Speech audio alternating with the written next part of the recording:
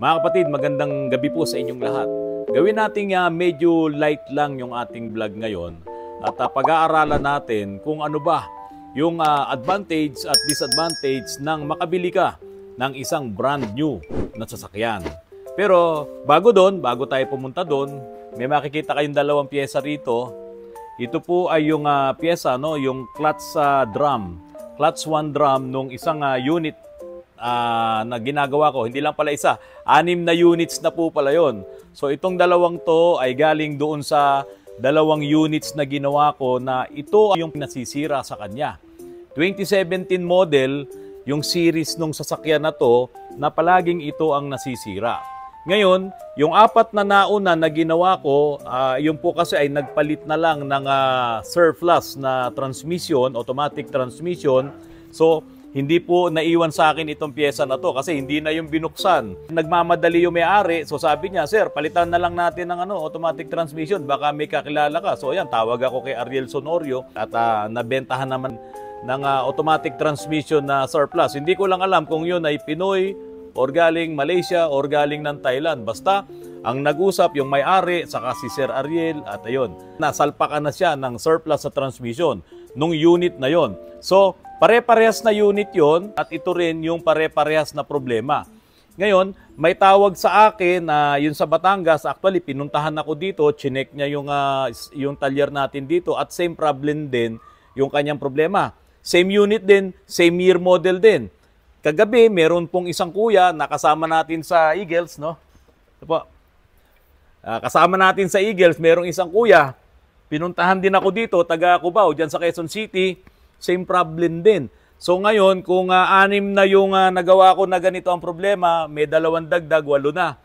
Eh hanggang kailan po kaya yan? Yung modelo na yan na palaging ito ang masisira. Eh wala tayong wala tayong magagawa diyan. Hindi natin alam kung papasok yan sa recall o hindi natin alam kung ano ang mangyayari dito. Pero sa totoo lang mga kapatid, itong mga malalaking car manufacturer tulad yung Honda, marami silang nirecall. Ito lang pagpasok yata nung taon na to, merong silang nirecall tungkol doon sa bearing, no? Doon sa connecting rod bearing. Ilan daan libong sasakyan yan. Tapos nung 2018, meron din silang nirecall. Yun nga, yung nagkakaproblema sa low speed pre-ignition, no? Yung engine mismo ang nirecall doon. Makina yan nung kanilang 1.5 na turbo engine at yung ikinabit din na makina doon sa CRB nila. Pero ito sa US, yung pinag-uusapan natin, yun nga, nakakaproblema yung engine na yun, pero nirecall din po yan ng Honda at yun ay inayos nila. Ngayon, dito sa akin, itong mga problema na to, yung mga merong ganitong sasakyan, hindi ko nababanggitin dito sa vlog ko kung ano man yung sasakyan na to, yung meron pong ganitong sasakyan, kapag naramdaman nyo na medyo nagje-jerk na yung inyong transmission, kapag nilalagay mo sa reverse, parang talagang bumabalagbag yung yung transmission mo. At yun nga, nagkakaroon na rin ng problema sa forward. Minsan okay, minsan hindi. Pero itong dalawang to, merong tong forward. Pero ito nga, nung buksan namin, ito yung doon sa unang binuksan namin, ito, wasak to. Natanggal. Ito po kasi napuputol. Ayan, natatanggal siya. Ito, one piece yan eh. Kaso, natatanggal siya, nabibrake talaga siya. Ganon din dito sa kabila. Ayan. At kapag na-brake siya, punong-puno ito ng mga clutches, lahat matatanggal na. So ito yung clutch 1. So hindi nagagana yung reverse mo. Okay? At maapektuhan na rin yung forward. Ang problema lang dito kung yung ito ay madurog, no, kakalat doon sa loob ng transmission mo, magpapakalat-kalat dito. Ayan, meron akong video rito, yan, magpapakalat-kalat yan hanggang sa sirain niya na yung mismong housing ng transmission. At ganun nga po ang mangyayari. Bibili ka na ng surplus na transmission. Pero kung maalagaan, maaabatan nyo kagad, no? Ayan, maaabatan nyo kagad. Nagkaroong normal naman, nagre-reverse kayo, walang problema. Tapos biglang isang pagkakataon, ni-reverse nyo, nagkaroon ng problema. Baka ito na yon. Okay mga kapatid, huwag nyo nang gamitin. Kasi at least masisave yung buong transmission at hindi kayo bibili ng buong transmission. Ang bibili nyo lang, ito lang. May nabibili naman. Yan. So mga kapatid, wala tayong magagawa doon. Ganun yung problema na tong unit na to. Hindi ko naman sinasabing lahat. Kaya nga po sana, kung makaka-experience kayo, para matulungan din, no, para maabatan nga at hindi lumaki yung damage. So wag nyo na po kagad gamitin, pabuksan nyo na kung nasaan man kayo, kung nandiyan kayo sa Cebu or kung sa Davao o kung saan dito sa panig ng Pilipinas. Parang ganito yung problema dito eh. Pabuksan nyo na kagad at baka makita nyo nga ito yung problema. Ayan. Okay, mga kapatid, kapag ka po bumili ka ng brand new na sasakyan, ano yung hindi okay? Pero sa totoo lang, kapag bumili ka ng brand new na sasakyan, naku po, talagang sobrang excitement mapipil mo. Talagang lahat okay. Pagpasok mo pa lang sa kasa, pagpasok mo sa showroom, nandiyan na yung mga salesman, saleswoman, talagang napaka-warm ng pagtanggap sa'yo. Dahil siyempre, bibili ka ng brand new na sasakyan. Pero mga kapatid, alam mo po ba, kung halimbawa yung halaga ng isang brand new na sasakyan na bibilin mo, after 1 year, meron kagad siyang depreciation na 20%. Kung 1 milyon yun, after 1 year, 800,000 na lang ang presyo nun. Ganun na lang yung presyohan niya sa market. Meron yung iba, parang 10% lang yung nababawas kasi meron talagang magaling mag-alaga. 1 taon niyang ginamit pero pagtingin mo doon sa sasakyan, napakaganda pa. At meron din na hindi halos nagagamit kaya hindi masyadong bumabagsak ang presyo. Pero kung talagang daily driven mo ang binili mong brand yung sasakyan na worth 1 million, after 1 year, ayan, may bawas na yan. Okay? Hindi mo na yan maibebenta kung magkano mo siya nabili. Ngayon mga kapatid, pag-aralan natin. Halimbawa, bumili ka ng isang 1.2 million. Halimbawa itong Innova J. Doon na lang tayo sa Toyota Innova J. 1,261,000 na Innova J. Yan yung presyo niya. Dito po, hindi lang ang magiging gastos mo dito ay yung down payment. Pero kung bibilin mo ng cash, okay lang. Diba? Binili mo yung 1,261,000 na sasakyan, Innova J. Ang cash mo binili, diba? Nilabas mo pera mo, 1.261 million. Okay. So ngayon, mga kapatid, kapag hulugan, ito na ang malaking problema. Kapag hulugan, marami ka pang babayaran dyan na ibang mga bayarin. Halimbawa, okay, nagpa-compute ka dyan sa Toyota Pasig. Halimbawa, nagpa-compute ka dyan. Ang bibilin mo ay halagang 1,261,000 na Innova J. 20% down payment ka lang. Ang 20% down payment nun, mga kapatid, is 252,200. Yan. Kailangan meron kang 252,200 pesos. Yun yung 20% na down payment mo doon sa Innova J na nagkakahalaga ng 1,261,000 pesos. So, yun ngayon ang down payment mo. Ngayon, ang matitira doon, yun ang loan amount. Okay, ang loan amount po na natira doon is 1,088,800. Yun ang natira. Ang uutangin mo doon sa bangko. Pwedeng kay Toyota or pwedeng sa ibang bangko na ma-approve ka. Ngayon, yung 1 million na yon, babayaran mo, papipiliin ka ng halimbawa 60 months. O, 60 months ay 5 years. Ayan. Kasi 12 times 5, 60 months yon. So, magkano ngayon ang magiging monthly amortization mo? Ang monthly amortization mo is 21,590. Yun ang babayaran mo buwan-buwan. Kaya pagkuha mo ng kotse, o nung Innova na yan, pagkuha mo, after 1 month, ay magbabayad ka na po ng 21,590. Pero mga kapatid, bago mo mailabas yung unit mo, kung yan ay hulugan, meron ka pang babayaran na chattel mortgage. Ang chattel mortgage po, mga kapatid, sa ano yan, 2 to 3% ng total amount nung binili mong sasakyan. So kung binili mo is 1.2 million, yan nga, yung Innova J na yan, ang chattel mortgage na sa 2% ay nasa 20,000. So dagdag yun ngayon sa babayaran mo. Doon sa 252,200, idadagdag yun. Ngayon mga kapatid, meron ka pang insurance. Ayan. Yung insurance mga kapatid, sa unang taon, nung nakabili ako noon, 35,000 yung insurance ko noon. Hindi ko lang alam ngayon. So yung 1.4 million na Fortuner noon, ang insurance doon sa first year, 35,000. So dito, i-assume na lang natin, ang insurance mo dito sa 1,261,000 na Innova J ay 35,000 din for the first year. Eh iyon taon-taon, nagbabayad ka na insurance doon for 5 years. Pero pababa naman ng pababa yun. So ngayon mga kapatid, loanable amount na yan, na 1,088,800, may tubo ang bangko dyan after 5 years. Ang tubo ng bangko dyan after 5 years ay 286,600. Ayan. 286,600 ang tutubuin sa'yo ng bangko nung nagpautang sa'yo. Kaya pag inad mo ngayon, yung total amount, saka doon sa kinita sa'yo ng bangko, ito na po ang mangyayari. Ang sasakyan mo nagkakahalaga ng 1,261,000. Ang tubo is 286,600.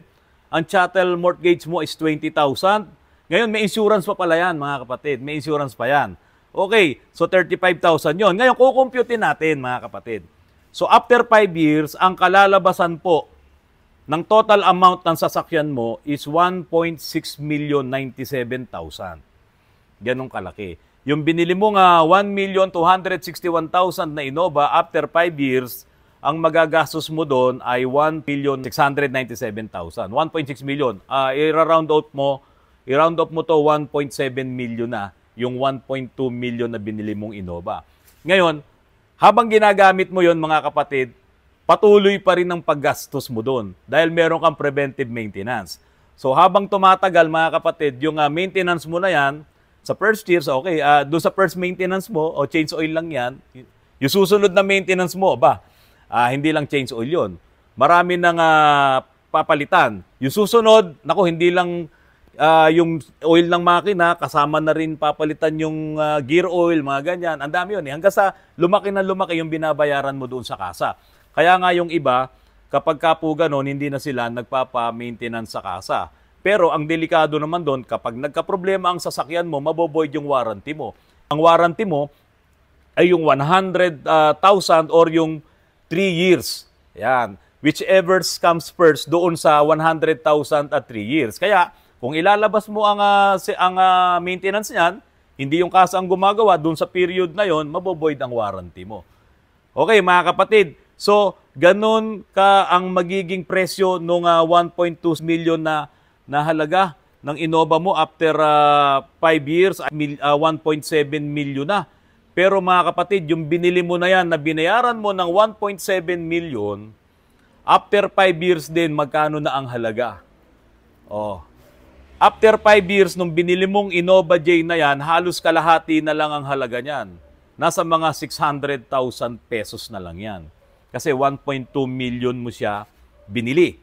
Kaya yung mga iba, ang binibili nila, yung medyo high-end pa doon sa Innova J. Para medyo mataas-taas pa rin yung kanyang presyo after 5 years, yung kanyang resale value. Pero hindi nga rin po ganun ang nangyayari. Halimbawa, medyo hindi ka maingat magmaneho, magsasakyan. O after 5 years, iba na itsura ng Innova mo, iba na itsura ng loob. Talagang pagtinig na ng bibili, hindi niya bibilin doon sa tamang presyo. Di ba? Kaya dapat talaga iingatan mo. So habang iniingatan mo naman ng todo yung sasakyan mo, nalilimit ka naman sa paggamit. Kasi the more na ginagamit mo yan araw-araw, ay talaga naman magkakaroon ng wear and tear, magkakaroon ng pagkupas ng kulay, lahat na yun. Kaya po mga kapatid, yung sasakyan mo, after 5 years, bumabagsak din talaga yung presyo. So iyan yung isang medyo hindi okay kapag bibili ka ng isang brand yung sasakyan. Ngayon, kasama pa dyan mga kapatid, kung magkaroon ka ng problem financially at hindi ka makahulog ng ilang buwan, no, hihilahin pa sa iyo ng bangko yan. Marerepossess nila yan. Kaya po, kung talagang sakto ang pera mo na makabili ka ng sasakyan at talaga namang stable ang trabaho mo or talaga namang mayaman ka, wala pong problema. Mag-brand new ka. Di ba? Pero kung halimbawa, iaasa mo lang yung panghulog mo dahil stable ang trabaho mo, tapos bigla kang nawalan ng trabaho, isang malaking problema yon. Kaya ang nangyayari mga kapatid, iyan po ay nare-repossess ng bangko. Yan. Pag nare-repossess na po yan ng bangko, okay, ibebenta rin nila yan, ipabibid nila yan. Ang karamihan ng mga nagbibid doon ay yung mga buy and sell. Ayan. Kasi kung halimbawa ang bangko, mayaman ka naman, hindi ka nila opera nung mga repossess na sasakyan na yan eh. Ang i-offer nila sa'yo, brand new rin talaga eh. Di ba? Ngayon, yung mga bumibili ng second hand na repossess ng bangko, karamihan dyan, mga buy and sell din. At yung mga sanay na bumili dyan sa mga second hand cars na nare-repossess ng bangko. Pero mga kapatid, meron akong kakilala, dahil nga po tayo, talyer, meron tayong kakilala, nag-loan. Kaya lang, nung alam na niyang hindi na niya mauhulugan, abay talaga naman na pinarenta niya ng pinarenta yung sasakyan. Sabi nga, nilaspag ng husto yung sasakyan. Ganong katindi ang naging problema ng sasakyan na yun. At bago pa talaga yan ma-repossess, ma-sheriff ng bangko, halos yung lahat ng gulong, hindi mo na pakikinabangan. Yung ibang pyesa napalitan na. So, kukunin pa rin ng bangko yan. Wala naman silang choice. Di ba? Kukunin ng bangko yan, dadalhin doon sa kanilang mga warehouse, at eto naman, darating na yung mga magbibid dyan, titingin ng mga second hand. Sa tingin ko, yung makakabili naman nun, na bumili doon sa buy and sell na yon ang mamumroblema. Pero mga kapatid, maraming mga magagaling din at mababait na buy and sell na kapag pumupunta sila diyan sa mga repossess ng bangko, ang ibinibid talaga nila yung magagandang klase pa. Yung mga magagandang units pa. Kasi bidding naman dyan eh. Kung may kakilala ka doon sa bangko, mananalo ka sa bidding. Or kung magaling ka talaga dyan, ibibid mo ng tamang presyo, makukuha mo yung mga magagandang units nung mga narepossess ng bangko. Ngayon mga kapatid, meron ding mga magagaling na buy and sell. Kung halimbawa, second hand naman ang pag-uusapan natin, no? Meron akong kakilala na hindi lang mabait, hindi lang gwapo, ayan, at saka talaga siya, ang mga units niya diyan sa Quezon City, no? Yung mga binebenta niya, ito nga si Jay Zuniga. Okay, itong si Jay Zuniga, Jay Car Zuniga na to, mga kapatid, talagang ang mga units niya, may mga Land Cruiser dyan, mga magagandang mga units ng sasakyan, may high ace. Doon nga ako nakabili ng Grandia sa kanya eh. Yung nabili kong Grandia sa kanya, ang tinakbo lang ay 12,000 kilometers. Talagang sariwang-sariwa.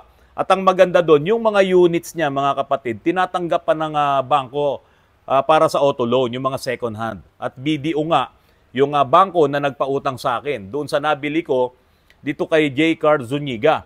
No, kaya Kuya Jay Zuniga. So, doon talaga makaka-check na ang bibilin mo ay maayos na sasakyan kasi sila nakapwesto sila diyan sa mga buy and sell na yan, mga kapatid. Hindi sila nagbebenta ng mga sasakyan na maraming problema kasi babalikan din sila eh. Pati yung bangko babalikan sila. So, bawal sa kanila 'yon.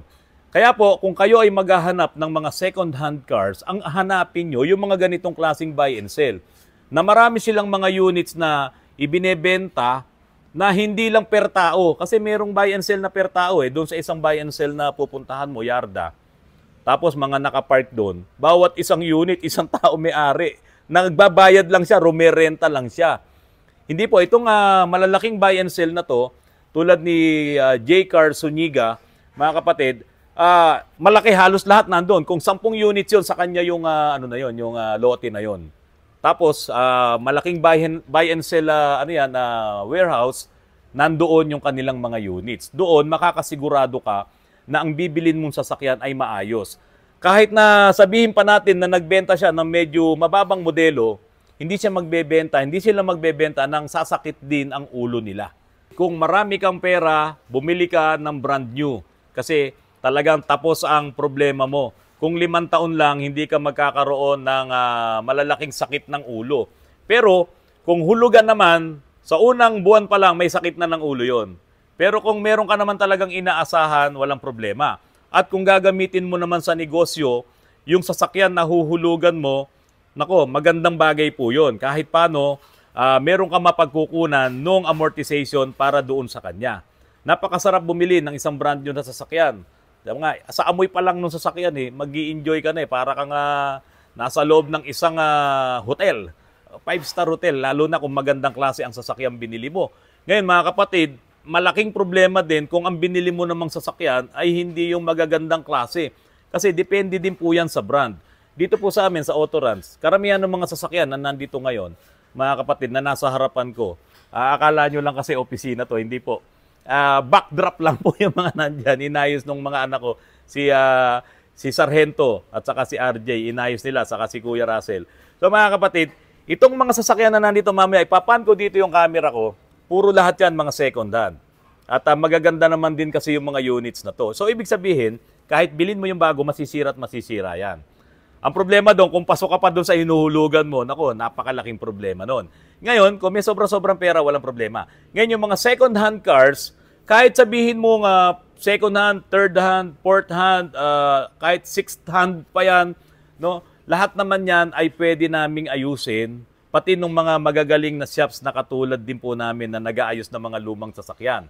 Ngayon, wag lang po talaga kayong makakabili ng mga sasakyan na dispalinghado yung papeles.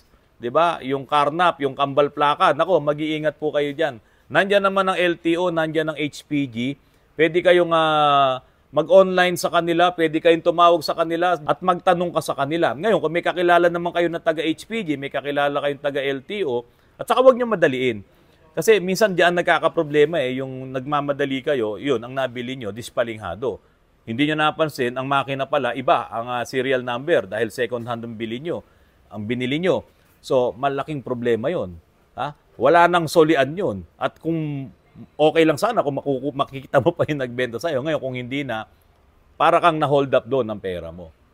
So mga kapatid, tatandaan nyo po lagi, ang pagsasasakyan, ay napakalaking responsibility niyan. Unang-una, pagka nagmamaneho ka na, hindi lang yung dala mong sasakyan ang iingatan mo, pati lahat ng bagay na nasa paligid mo. Yung mga properties na nasa paligid mo, lalong-lalo na yung buhay ng tao na pwede mong maaksidente. Kaya po mga kapatid, kung bibili kayo ng sasakyan, siguraduhin nyo talaga, kahit sabihin yung brand new pa yan, dapat makaka-jackpot ka.